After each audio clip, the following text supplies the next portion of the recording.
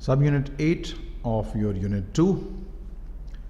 Question number 1. Ordinarily, those conducting internal quality programs, the staff of the internal audit department, they report to whom? The board? No. Senior management? No. Internal audit staff? No. They report to the chief audit executive. Remember, the internal quality program report is received by the chief audit executive about the functioning of the internal audit department itself. Next, as a part of a quality program, internal assessment teams report to the chief audit executive. Most likely will examine which of the following to evaluate the quality of engagement planning and documentation for individual engagements. Again, as a part of quality program, internal assessment, those teams most likely will examine which of the following to evaluate the quality of engagement planning and documentation for individual engagements. How was individual engagements were conducted? So measure of project's budget and audit plan completion. Yes, the budget, was it completed within the budgeted time? Was the audit plan audit conducted within the plan? Most appropriate way to measure the quality of engagement planning is through measuring the project budgets, to what extent they were met, and the audit plan completion. It makes perfect sense. Why not B? B says project assignment documentation. Documentation, comparatively, they have very little information about the quality of work conducted. So only documentation, you cannot rely upon the documentation only to assess the quality of the engagement planning. Planning is actually what you actually do, and that's not always on the paper. Why not C? Weekly status report.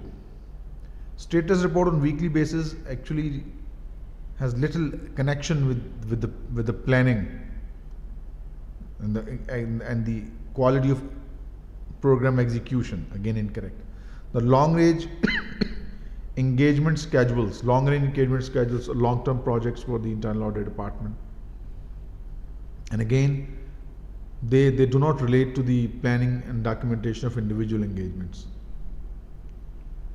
Planning and documentation specifically related to the audit plan and to what extent the project budgets were met during the engagements. Next, periodic internal assessment of internal audit activity primarily serves the need of whom? Internal assessment, listen to me very carefully, is primarily for the internal audit department itself, that how the internal audit is working. Primarily, it benefits them. So the board of directors actually are not the primary beneficiaries, because we will know what are their weaknesses. Chief audit executive is the one who gets the prime benefit from this internal assessment. Remember, the board of the directors, they are not the one who get primary benefit from internal assessment. The benefit, like for example, just giving you an example, I am the head of internal audit and I have 5 staff members assigned for audit of purchasing department. So those 5 individuals came up with the report, the weaknesses in the purchasing department. Who is the person who gets maximum benefit from this report regarding the weaknesses within the purchasing department? The purchasing manager, the department head of the purchasing. So that's why if I find something wrong in the internal audit department, it will benefit me the most. That's why chief audit executive is the one who get the prime benefit from such report, because he will identify the problems within his department. Moving on, quality program assessments may be performed internally or externally. Internally at least a year, once in a year, and externally once in 5 years. A distinguishing feature of an external assessment is that its objective is to identify tasks that can be performed better. That could be a feature of internal assessment as well. Incorrect option. Determine whether internal audit services meet professional standards. This could be done internally also. This is not just we see in external also, not a unique feature of external. Set forth the recommendation for improvement. These recommendations are also from internal and external. So ABC are common for internal and external assessment. What is most appropriate for external? It provides independent assurance. Because my staff member, when they conduct internal assessment, they might be biased because they are auditing or evaluating their own department. If some external assessor comes from outside, he will provide independent assurance, and that's why D is the right answer. Moving on, external assessments of an internal audit activity is not likely to evaluate what? Adherence to the internal audit charter, they do. Conformance with the standards, yes, external assessment do. Detailed cost benefit analysis of internal audit activities, this is not in their domain. Internal auditing staffing expertise, yes. So the A, B and D is in their domain. They cannot drill down to this much deeper detail that they analyze each and every function of internal audit department. Incorrect. Moving on, an external assessment of an internal audit department contains an expressed opinion. External assessment. The opinion may apply only to internal audit activities conformance with the standards. No. Not just only this A, only to the effectiveness of internal auditing coverage, not this B alone. C, only the adequacy of internal controls. This is normally reported by the internal audit department to the organization.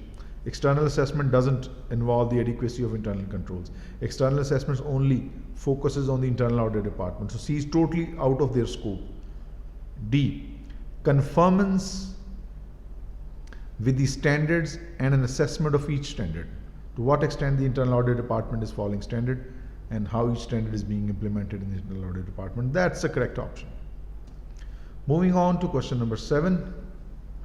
The interpretation related to quality assurance given by the standard is that quality assurance. A, external assessments can provide senior management and the board with independent assurance about the quality of internal audit department.